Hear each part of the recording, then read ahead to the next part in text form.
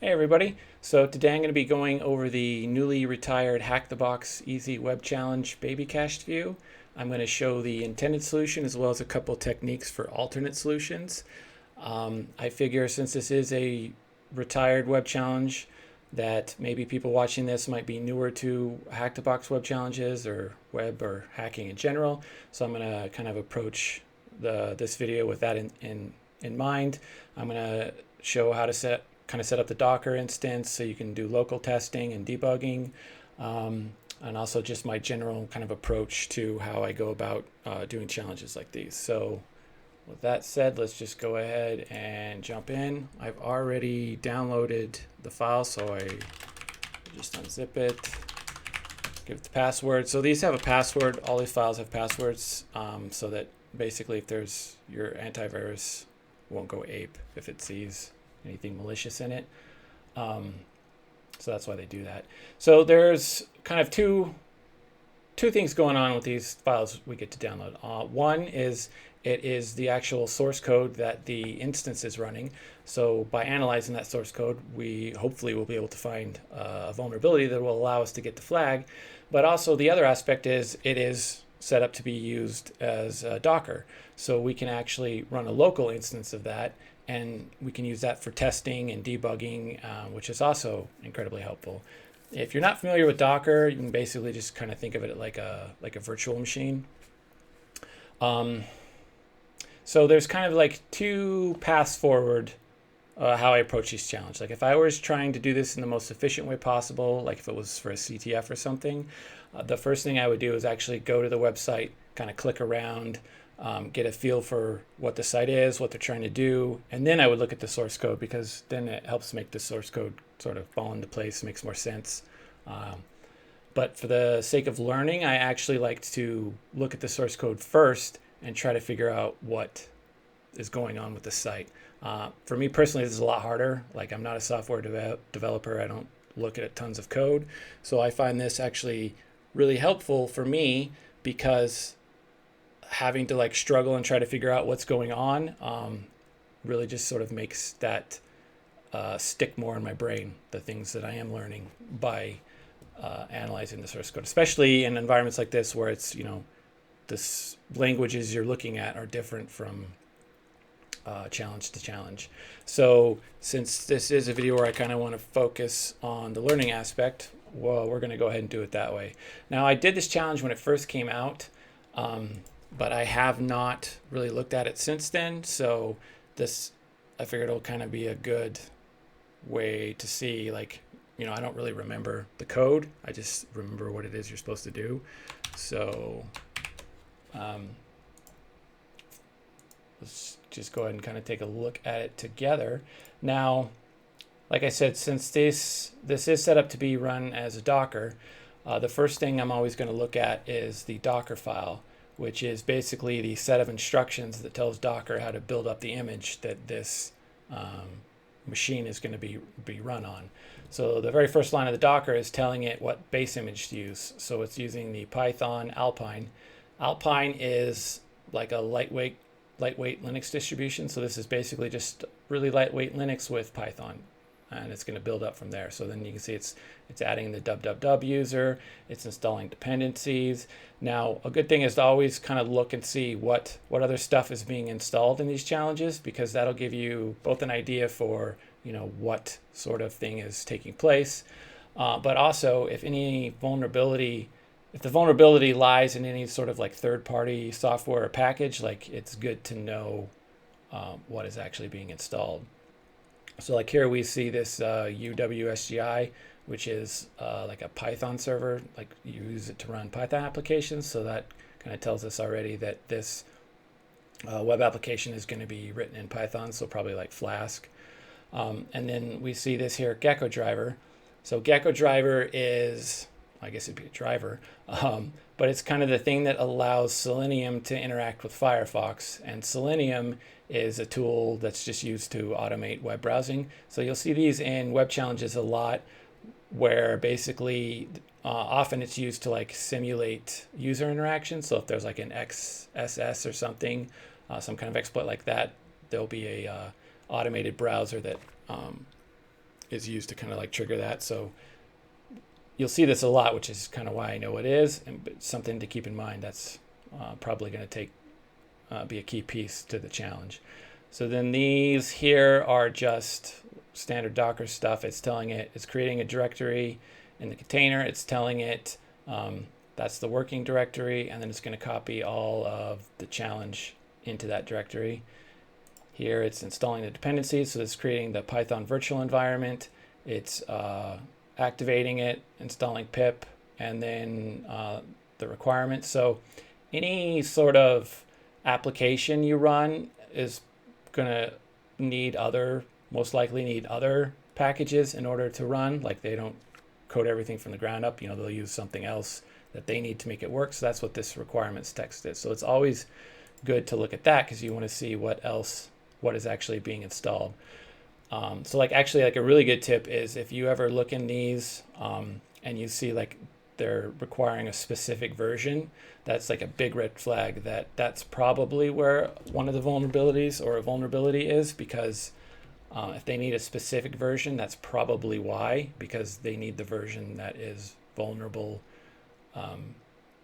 to that exploit.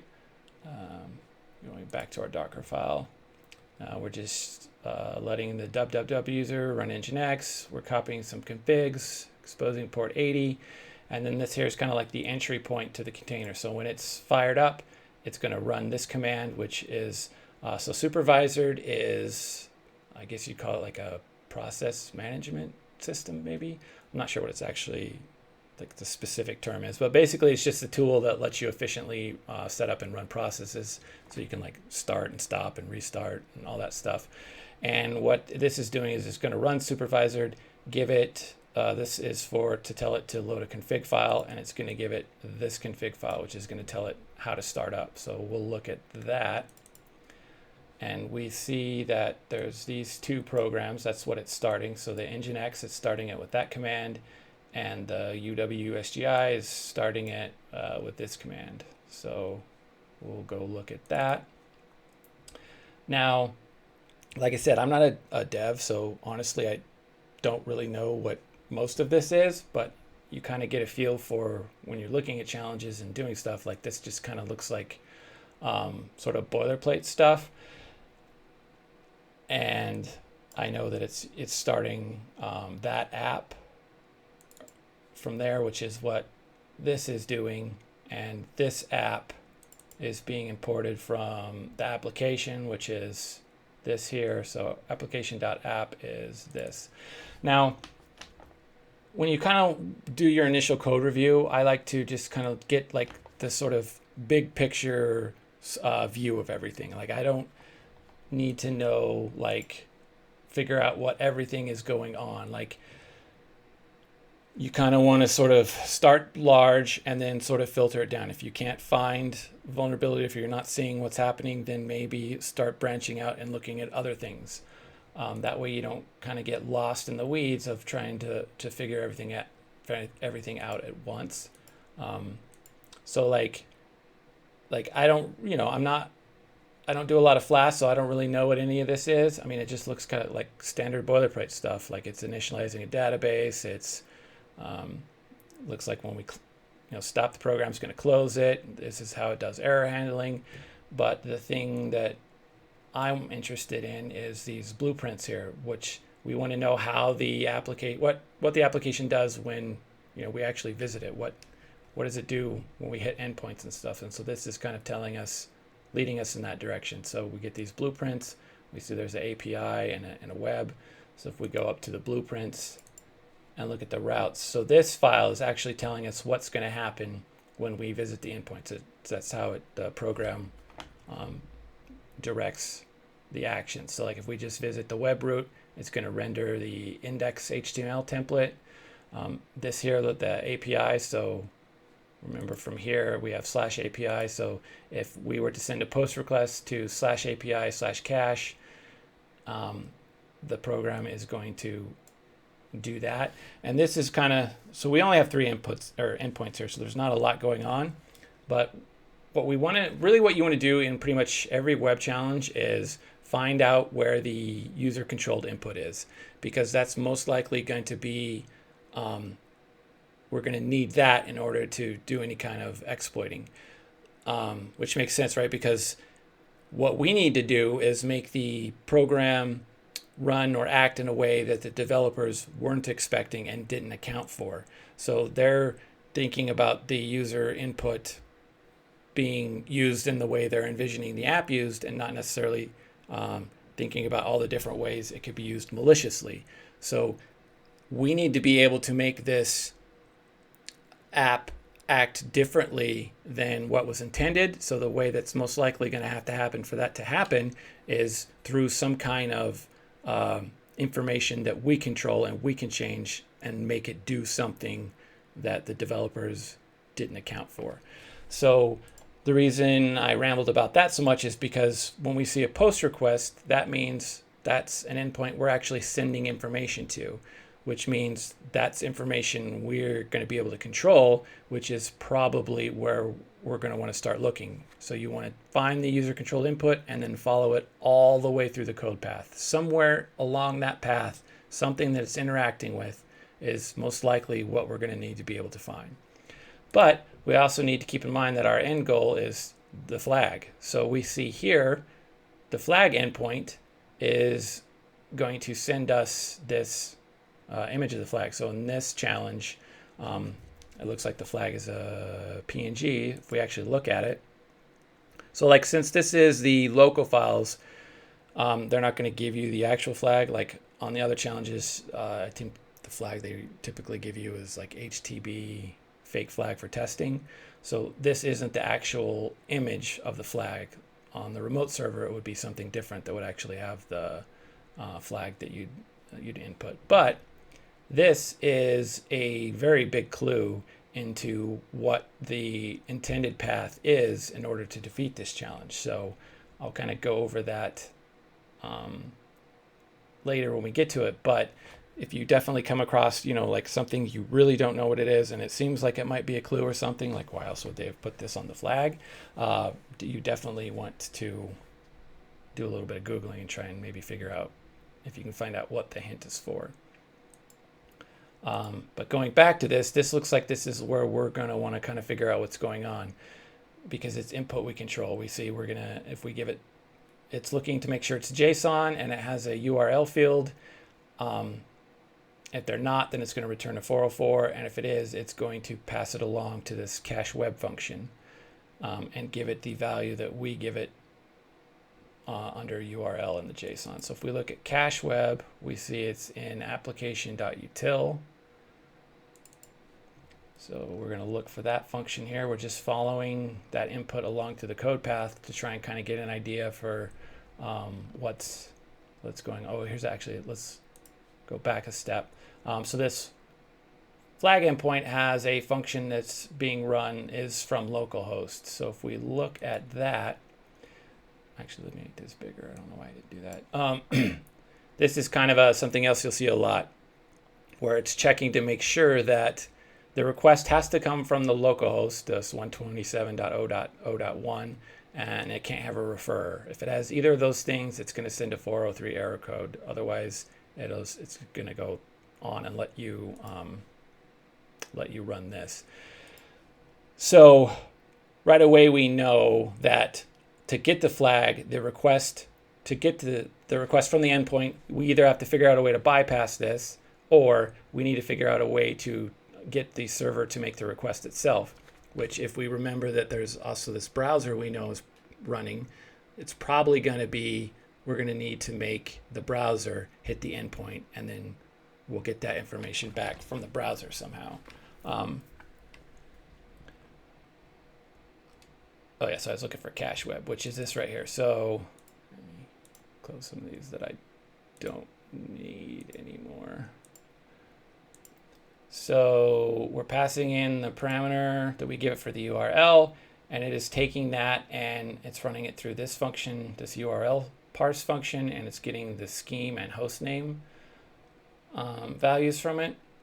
And then if this function can't find, like if there isn't, like if we gave it some gobbledygook and so it didn't recognize a domain or a scheme, then it's going to tell us nope, and it's going to do this. If the scheme is an HTTP or HTTPS, then it's going to be like nope. So we can't give it like FTP or Gopher or anything like that. These are some inner functions, which looks like it's going to be some kind of blacklist, which is what this here is. So if the domain we give it, when it gets the domain, passes along to is inner address. If it's on this list, it's not allowed, it'll block us. So this right here, if you're not familiar, IP addresses can be converted to like integers, decimal, just like a regular number. Each of these little sections is 8 bits, which is why the numbers can be from 0 to 255, because that's the numbers you can store in 8 bits. So it looks like what it's going to do is, and then this here is bit shifting, so it's going to shift whatever number, it's going to shift off 24 bits.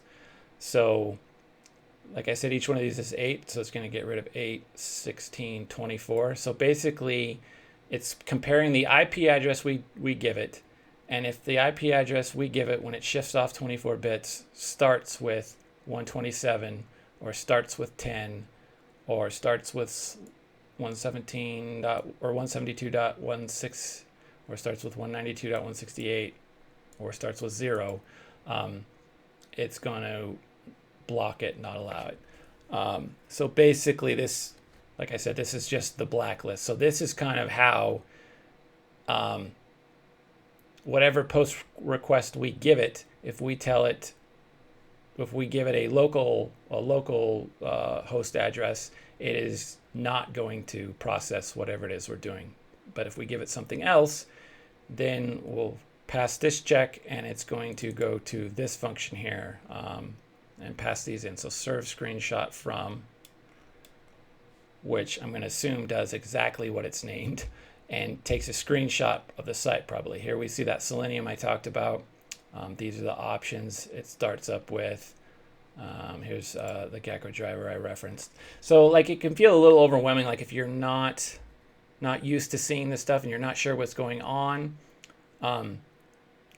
it might be hard, you're going to need to do a lot of Googling at first, but don't get so lost in the fact that, just like I said, kind of at first do sort of like a big picture view. So if you're following the code along through and you get to this function and you don't know what Selenium is, just Google it, see what it is. Like, oh, okay, it's a tool that automates web browsers. But don't get so lost that you really start, okay, now I need to know what, each of these options does, because maybe the vulnerability is in one of these. Just kind of like get the big picture and then start zooming in. So if something doesn't become obvious and then you need to go back through the code path again and really start seeing what's happening, then start narrowing in your focus. Then maybe you need to learn about what these options do, or what's going on here.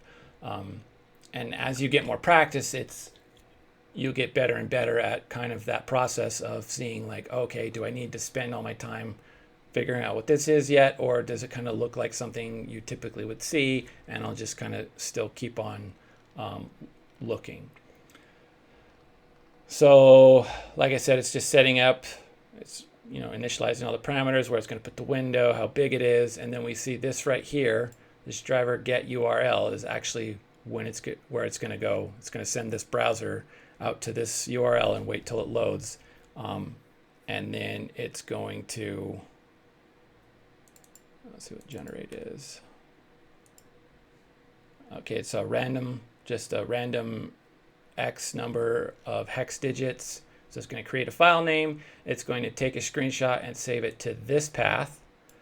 And then it's going to send the termination signal, quit the browser, do this cache new, and then send this. So let's see what cache is, where this class is. So this is coming from application models.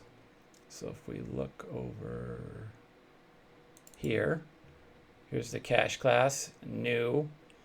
Looks like what we're passing in is being inserted into a database. So the URL and the file name into QueryDB, which is coming from database, which we see here is It's getting that database, it's getting the cursor, and it's executing the query. And then this is, I'm not sure what, this is a list comprehension. So for every row, when the cursor fetches all, it's going to enumerate all the rows, get the index and value, create some kind of dictionary. Actually, none of this will matter anyway, though, because, well, two things for this. One, we don't care what's being returned because nothing's happening with it. But it also makes sense that we don't care about what's being returned, because basically all this is doing is just inserting something into the database. So that happens right here. So we're good after that. So this, we don't control, so what is getting inserted is the URL and the file name. We don't control the file name, right? That was that randomly generated 14 characters of hex, but we do control the URL. So that's something also to keep in mind. As you follow input that you control through the program, you need to follow it all the way through. So it's getting inserted into the database. So what we would also want to do is see what's happening when it's getting pulled out of the database, or how are these interacting with it. And you can kind of do that. An easy way to do that is, like, if you don't know, trying to figure out where these functions are getting called, you can always just go to, like we have the source code installed here, and you can just do a recursive grep, grep-r, and look for the name of the function. So we see it's defined here in the models py, and then it's being called, oops. Actually, so no, it's not being called. That's just placeholder. Let's grep for exists. So it looks like these two things are never actually being called. So maybe it's just, this is kind of boilerplate, or they just didn't implement it. And it doesn't really matter anyway, because kind of we have enough information sort of right now, big picture wise, to both understand this application, and because of the big hint they gave us, how we're going to exploit it. So basically what I think this application is a website that you give it a URL, and then it goes to that URL, takes a picture of it, and then puts the URL and the location of the picture into the database. And then it does that through that automated browser. So what we're probably going to need to do is make that automated browser hit the flag endpoint itself. So it'll take a picture that we're not allowed to access, but it'll have a picture of it, and then we'll be able to view that picture somehow, either by getting the file name from the database, because we're going to need, like, we just can't, where did it say it was saving it? We just can't brute force the database, because, like, we know where they live, but we don't know the names, and it's too long to just try and brute force and guess. So let's actually go ahead and now kind of look at the, well, here, actually first let's go ahead, let me turn on burp. Let's go ahead and start the process of setting up the local Docker instance. So, oh, I put it over here. I'm going to install it on a different computer. I've already downloaded it. So basically, what I should show you is all of these come with a build Docker bash script, which is basically going to run the Docker, these two commands.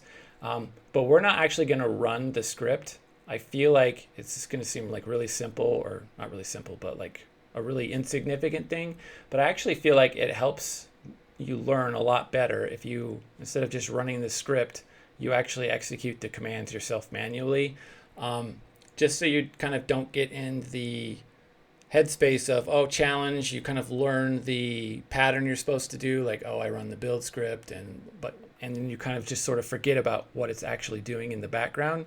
Where if you do it out manually, it really just, at least for me, kind of sticks it in my head more what's actually going on, and then helps me just sort of understand everything better as I continue to, like, get better and develop more skills, that sort of foundation is just, I'm always trying to look for how I can keep that foundation growing instead of sort of just trying to get to the goal the fastest on each individual little thing. So like here we're going to run these manually, and this is basically just Docker build. So like I said, this is the instructions. So when you tell Docker to build it, it needs to get instructions, and it's going to get them from your Docker file. I didn't open it. And it's going to name the image that it creates. It's going to name it baby CachedView, and this is the location of where we're telling it to get that Docker file. So this will be the current directory. Then after it builds that, it's going to start the container, or it's going to kind of create the container from the image, and it's going to open up port 80 on our machine, forward it to port 80 in the container. It's going to name the container baby CachedView. This switch right here tells it to remove the container when we're done, to destroy it, tear it down. So any changes we make while the container's up won't persist. And then this here is the image we're telling it we want to do all this stuff to. I'm actually going to change a couple of these. We could just edit this file and still do it, but I don't want it to remove the container, because then we'll lose any changes we made. So if we made some debug statements or any changes we make to the code to try to help ourselves understand what's going on, we'll lose that each time we shut this down, and we don't want that to happen. And also I want to forward a different port. But anyway, so we are just going to execute that command manually.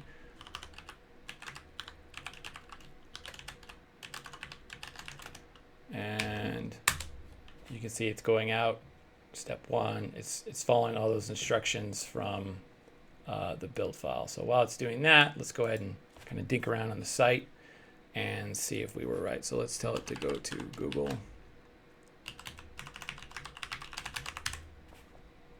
I'm assuming this is the post request that's getting sent. I think I opened burp.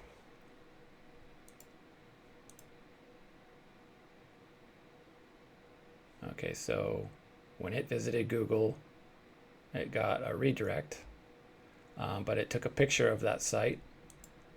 Let's see what the request was. Oops. So there we see the post to API cache.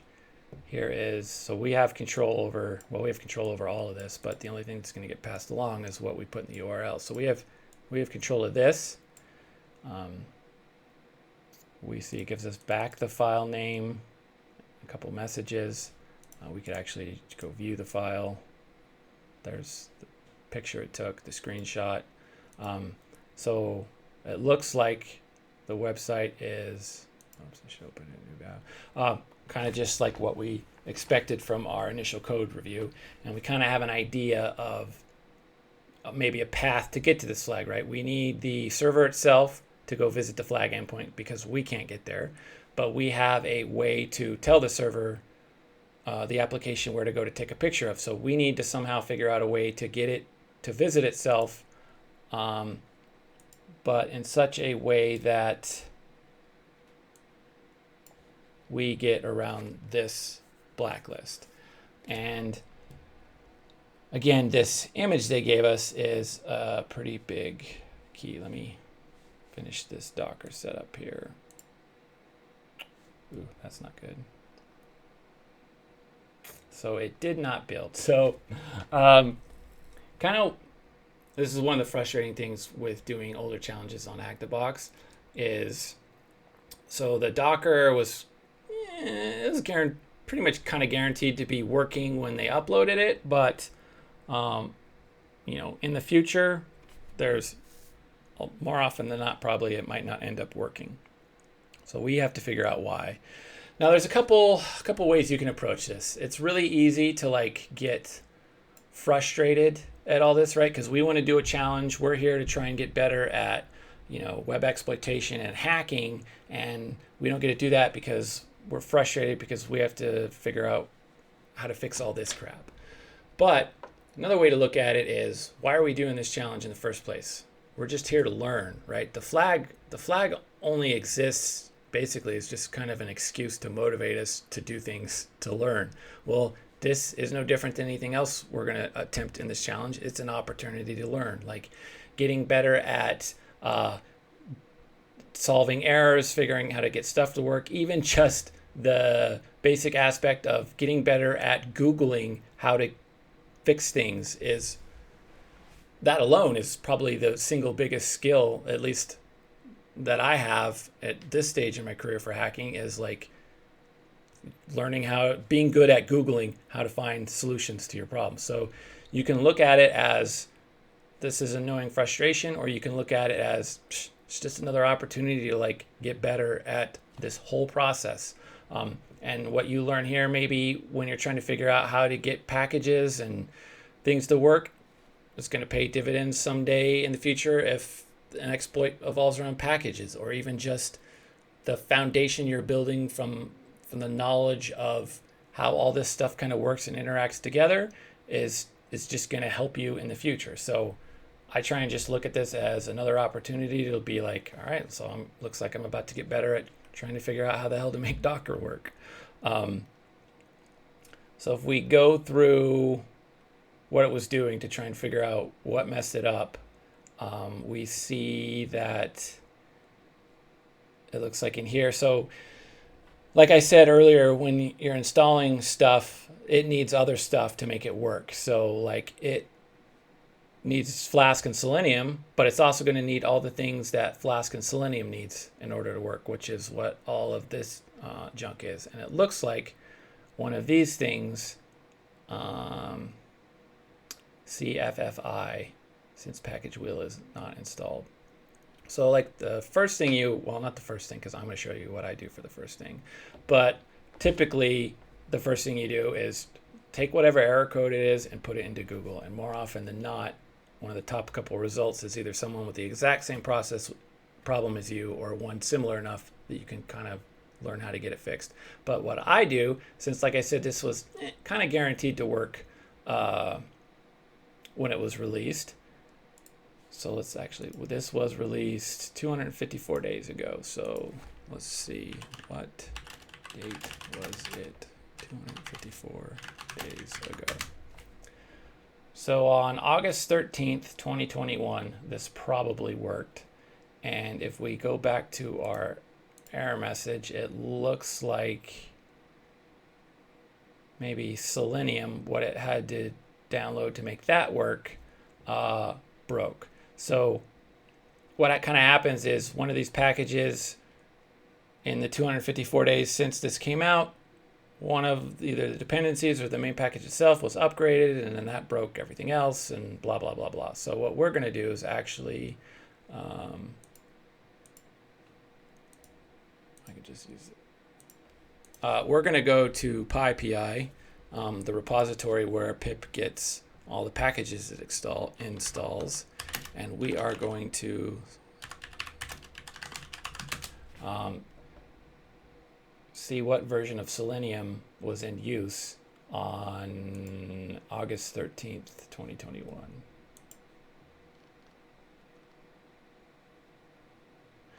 So it looks like when this challenge came out, 4.00.0.beta 4, I guess is what B4 maybe means, was the newest one. I don't actually know.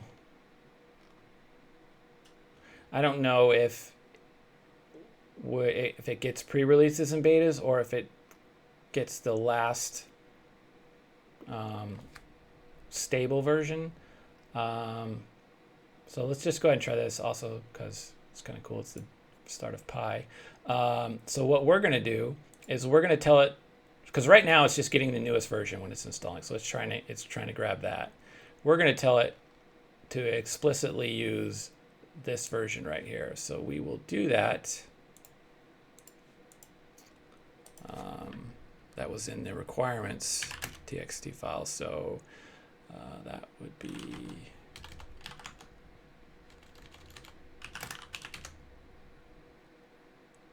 challenges. So I'm just using VI to edit it.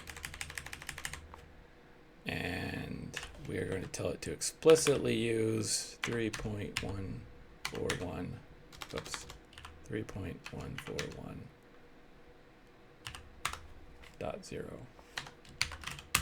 And now we'll try building it again. And hopefully now it will get past that spot. If not, then I don't know, maybe I'll just pause the video and try to figure it out and then explain it. But we're about to find out. No whammy, no whammy, no whammy, no whammy. Sweet. So it made it through.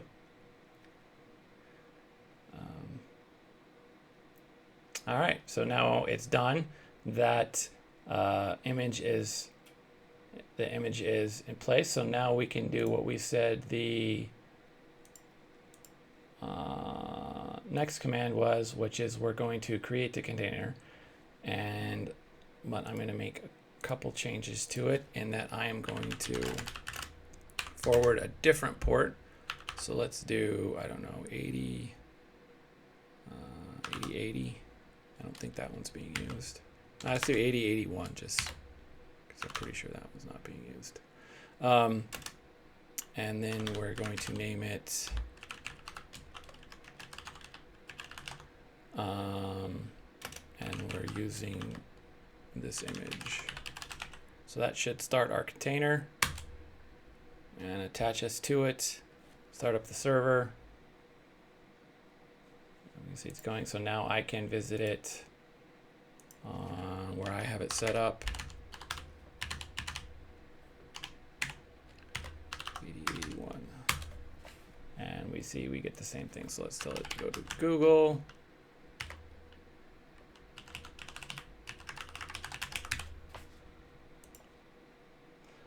So what I'm going to do now is kind of show you, before I kind of go into talk about the actual exploit. One of the things, the good thing about setting this up yourself locally is, say we don't really know what the path forward is yet, right? We know kind of we need to pass this blacklist. Or we're going to try and figure out how to get past. Actually, let's go ahead and visit. Let's see what happens if we visit flag. So it tells us we can't get. But let's say we're trying to figure out how to work on this. What we can do is put in debug statements in the actual program itself, so as we do things and test it locally, we get output back, so we can try and help ourselves figure out, like if it's not entirely clear to us just from reading like this. So this comes from the URL lib parse. So if you go to the docs and look up what URL lib parse, how this function actually works, to try and figure out what's going on here, and it doesn't make sense to you, or you want to validate your hypothesis about what it's actually doing, you can go ahead and actually input debug statements. So let's go ahead and do that. So I have another shell I opened up that's on the computer where that Docker is being run. So what I'm actually going to do is we're going to go into this container so that we can change some things. So we're going to run docker exec. We're going to use the IT flag, which tells it, or the I and the T flag, which I can't actually remember what they explicitly stand for, but this kind of tells it to attach, I don't know, like standard input, and I don't know. I encourage you to look it up, and I should as well, but I won't waste your time on the video doing it, just so I can remember what it is. But like, this is the command you would type to get into the machine. So we're giving the name of the container and then the command we want to run, or the command we're executing, and we're going to run bin sh. So now we are inside that machine. So you can see how like it set up the virtual environment. This is the application directory. We're going to use vi to edit the utils file. So like I said, since this is a lightweight version of Linux, it's not going to come with, like if you are used to using Nano or whatever text editor used to edit stuff, like if you don't know how to use Vim, you can always go ahead and add that in so that it has that. So when you come in and edit it, you'll be able to use something that you know how to use. I think it's worth at least learning enough Vim so that you can just do the basics, which is kind of, I don't know a whole lot of Vim, just because you'll find that on every Linux distro, so you'll always at least be able to like edit files. So let's go, so let's add, let's say we just want to put in a debug statement here. We want to see what the remote address and request refer is. So let's add a print statement.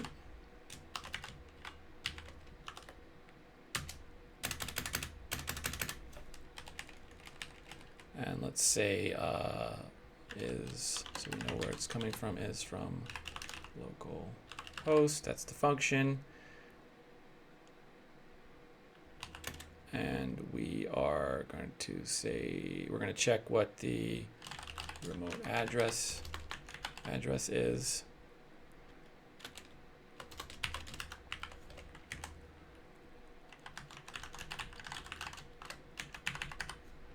And we'll also see what the,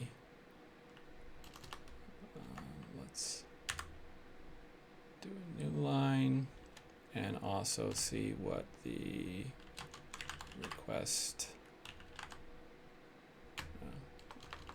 see what the referrer is.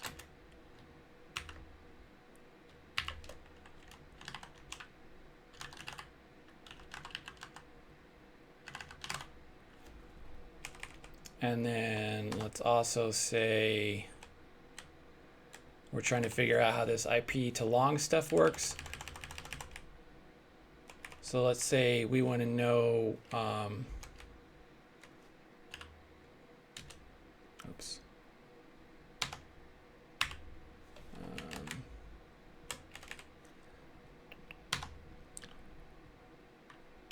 Let's put another print statement here. We are in the is inner p address function, and we want to know what the IP equals.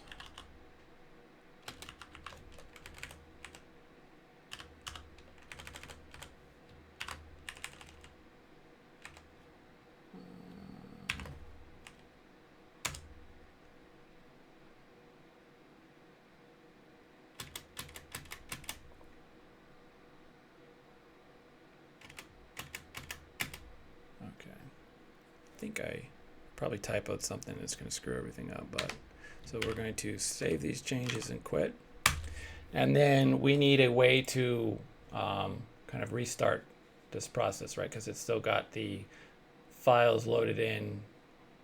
Like see if we go to flag, it won't print what we want it to now because it's still loaded up those other ones. So the way we're going to do that is we are going to use that supervisor that I talked about. And what we can do is supervisor, if you look at the manual page for it, it accepts signals. So we're going to send it a signal that will kill all the processes it's in charge of and reload the configuration files. So we'll use the kill command to do that, -s for what signal we're going to send it. And then the PID number, which is 1. So this should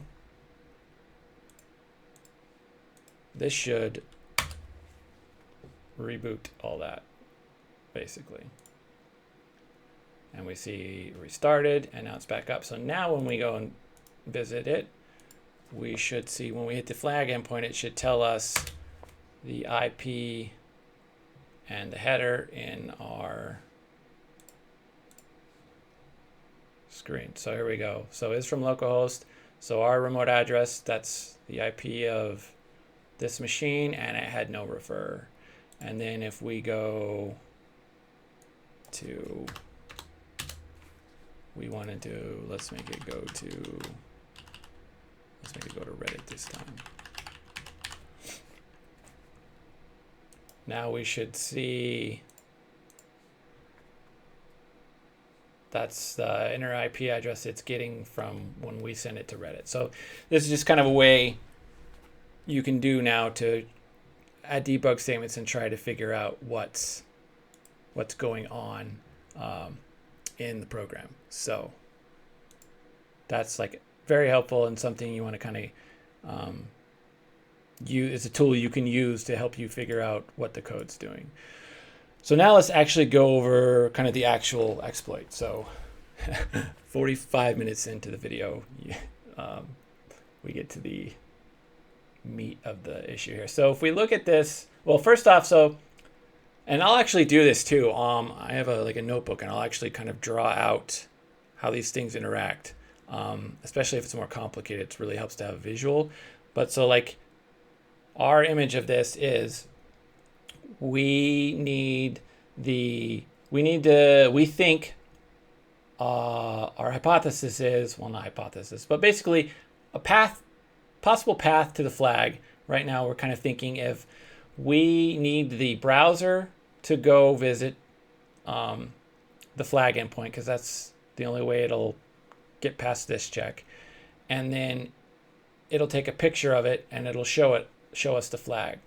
So we need to figure out some kind of way to get past this blacklist, because we can't just send it to itself.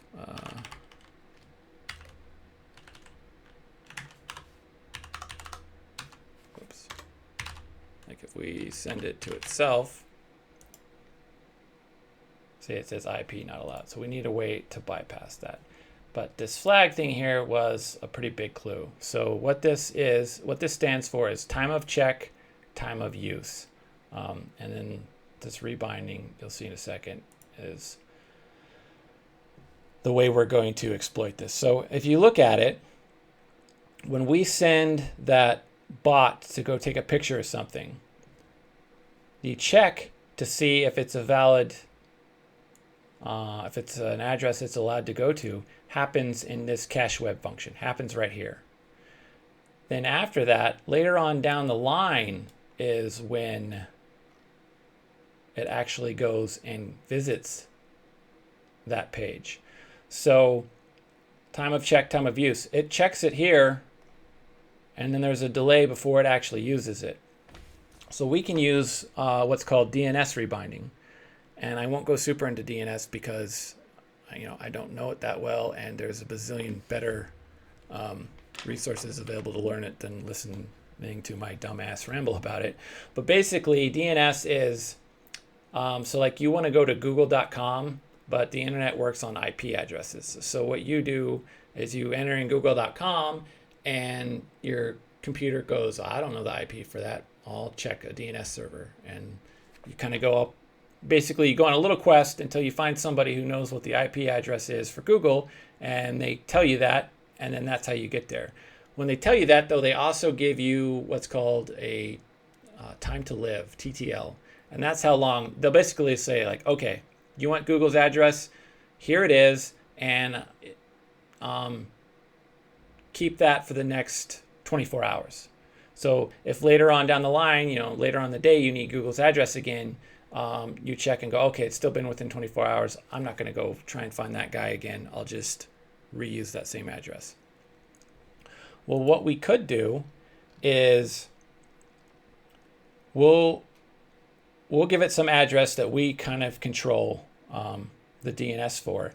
And when they come to us, when this robot comes to us and says, hey, I need the IP address for blah.com, we'll tell them, yeah, sure, it's 132.12. Whatever. And the browser will go, oh, okay, cool, that's not on my blacklist. I'm going to go there. And we'll tell them, hey, only keep that for a second though. That info is only good for a second. So then the browser, well, actually, so not the browser, the program. So then the program will go, okay, we passed this check, and then it comes to this, and it'll be long enough later that the program now will go, oh, dang, I need blah.com, and it's been too long. I need to go find that guy again. And the program will go out and find it, and then this time we'll go like, oh yeah, no, the address for blah.com is 127.0.0.1, and it's already passed the check, so now the browser is going to go, okay, sweet, that's where I'm going. So that's what rebinding is. We're changing what the domain name resolves to, what IP it resolves to. So we can use a DNS rebinding. I think it's this one. So yeah, this is the one I used. And the source code for this is this guy's here. So you could actually do it yourself, set it up yourself if you wanted to. But we are going to use this. And so basically it tells you exactly what it's going to do. Enter 2 IP addresses you would like to switch between, and then the host name generated will resolve randomly to one of the addresses. So basically what we're going to do is we're going to give it this. Let's go ahead and actually put it in. We want it to switch between this one and let's give it Google. Let me find.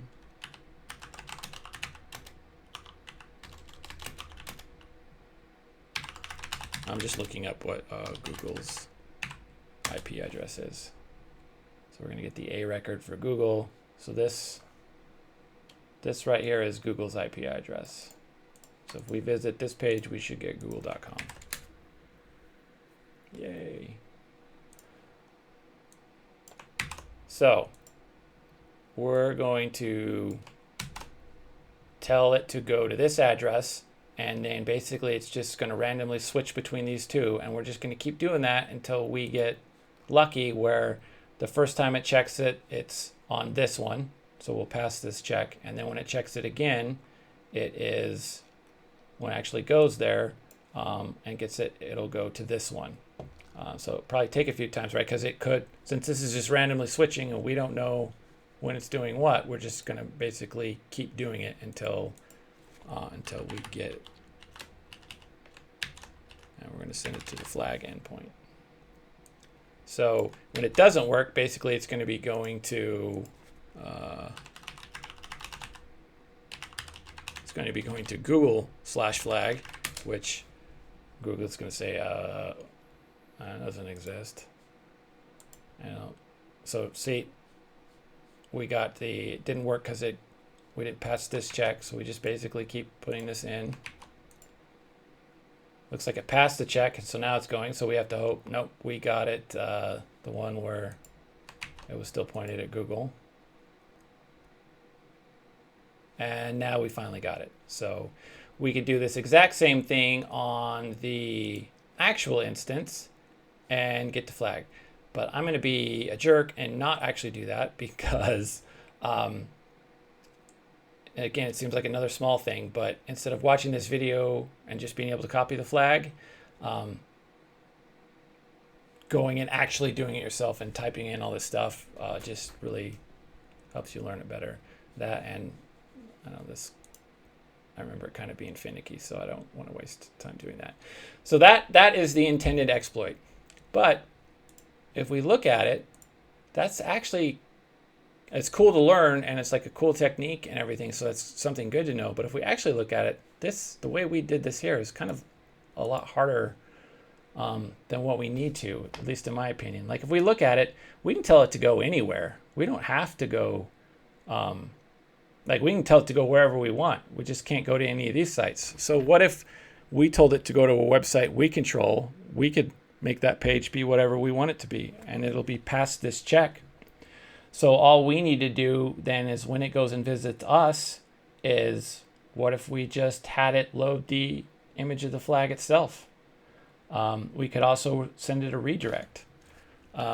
It would hit our site, and then depending on how this is configured, it would just follow the redirect, and then we'd redirect it back to itself, and it's not checking it at that point. And then it will get a picture of the site itself. So let's actually go ahead and do both of those just to kind of demonstrate that. So let's just go ahead and let's make we'll send it to ourselves, and we'll have it. Let's see if I can remember how to write HTML.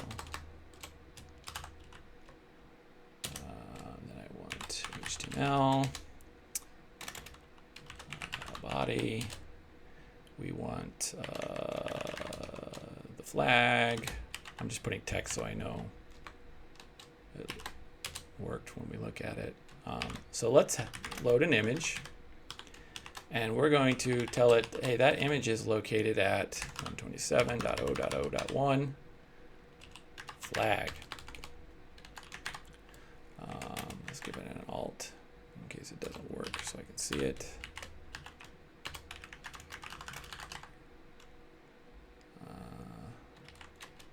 And then that's it. So now, oh, actually, okay, this won't work, but that's good because I'll get to show something else. So basically, let's just serve this web page. Now, if you don't know how to do that, right, because this virtual machine is just a virtual machine on my computer, it can access the internet, but there's nowhere I can give it so that the internet can access me. And so since this would be kind of outside that network, we need a way to tell it to access it. We can use a tool called ngrok, which if you're not familiar with, I believe it's just, if you set up a free account with them, you can actually, they'll give you an address, a domain name that you can use, and then it'll tunnel to your computer. So it's kind of like a way you can get the internet to be able to access your computer. So like if we set up a, let's set it up on 88. I'm just starting like a simple Python HTTP server. Then we're going to run ngrok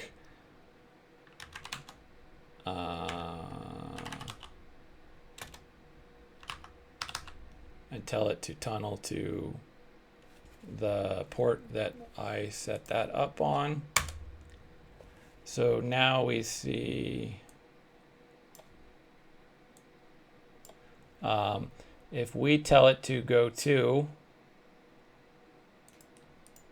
this address, it should hit this web server that I just set up.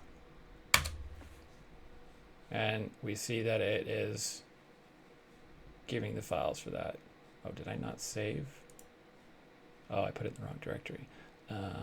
Let's go ahead and move index back a level. Oh, no, I don't want to do MB. I want it to do MV. So now, there we go. And it didn't load the flag because I don't have it set up on my computer. Basically the image doesn't load.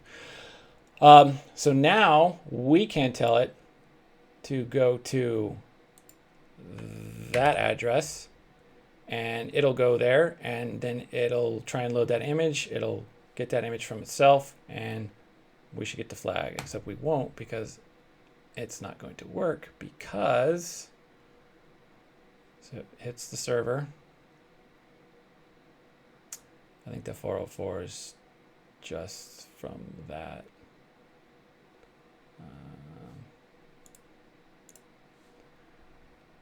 So that actually worked out good that I did. So see here, look, it is from localhost remote address, but we also have a referrer. It's being forwarded from .ngrok.io. And if we remember, our code says you are not allowed to have a refer. If you have one, you get a 403. So what we need to do is tell it, what is it? I believe it's refer policy equals no refer. We need to tell it, hey, don't put a refer. Oops. Don't put a refer when you go visit. Why are you doing that? Oh, it's because I moved it. Damn it.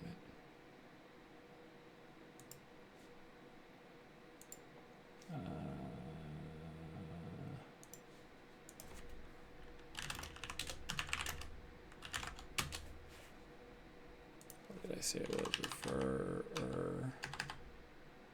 I always spell refer wrong. Equals no refer. So now let's go try that again. Let's see if it hit the. Yeah, see now it hits it. Oh, it still had a refer? I said no refer. Why are you referring? Maybe I didn't do it right. Or maybe I typoed it.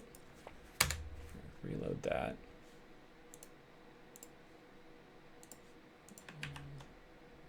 And do what I tell you.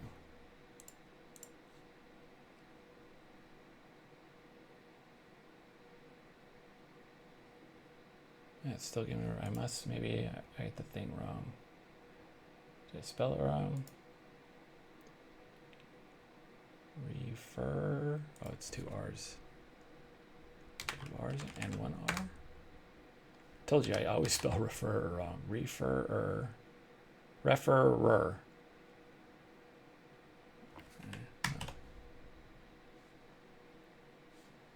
Let's try this again.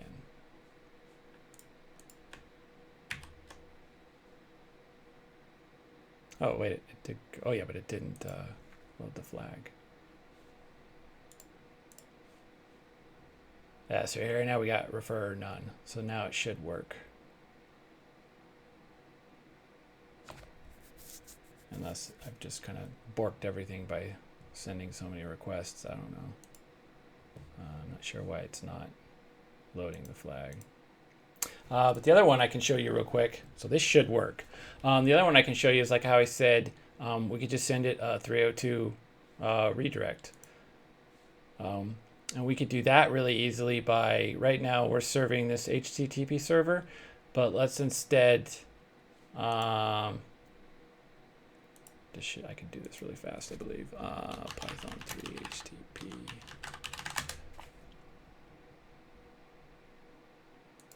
So we're just going to look at the server documentation, and we're going to create our own. This simple one right here, we're going to create our own real quick. So this is telling us how to do it, how to run it. Oops. Let's do redirect.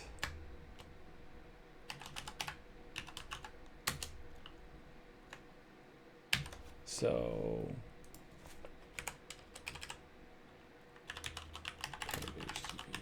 server. If we'll run that. So what this is doing is like how it says here. This is basically how that little HTTP server works. You give it a name and an address, and then it takes the server class, which is the http.server, and it gives a handler class, which is the base handler, which handles all the stuff. And we're going to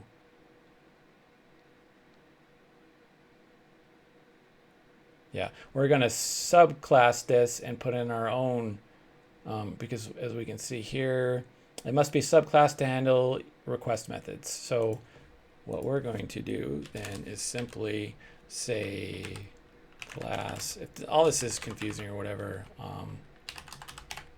you can just ignore all this. I'm basically just kind of excited to show it, but I'm also cognizant of the fact that this video is way too long.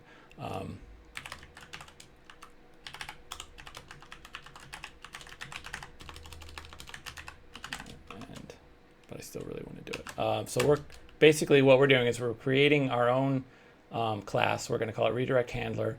It's going to be a child class of this base HTTP request handler, which is what it does to send all that class has all these methods in it, and we're going to use it because all you need to do to send 302 is you need to send a response code and a location header. So we just need these two things here. Oh, and that one. So basically all we need to do is implement our own get, which they do it like so in these. And then we'll tell it to send response, we'll send it 301, and then we're going to tell it to, what was the other one? Send header.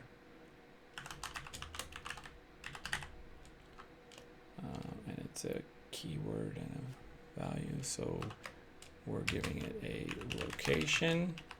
Oops. And we're going to tell it to go to localhost flag. And then we need to tell it to end headers.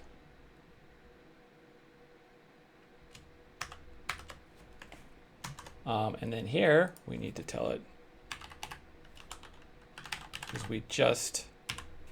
if we'd have said from http.server import HTTP server, then we could just use that, but we still have to actually, we're just telling it we're using this, what do they call it in Python? Namespace is not it. Whatever. And so in Python, if you just tell it to import that, this tells it how to go there, but we still have to explicitly put that.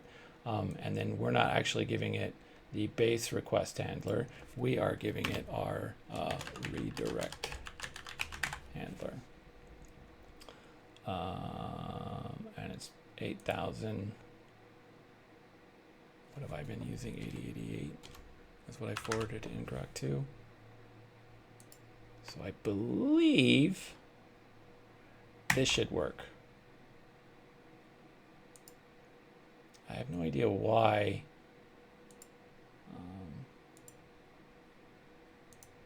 this didn't. Oh, and I have to get my ngrok again. So, well, first, oh, dang it. Well, here, let me open that up again.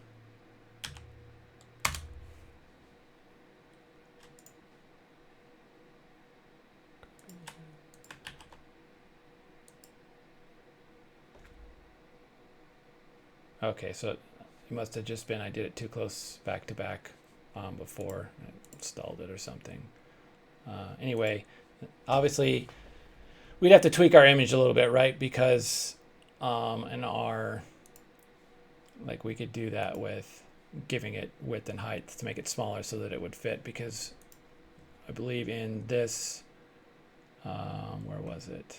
Oh yeah, so it's just taking a 1000 by 400 screenshot, and that image is actually bigger than that, so we need to tell it to scale down that image so that it fits on the page and something you can screenshot.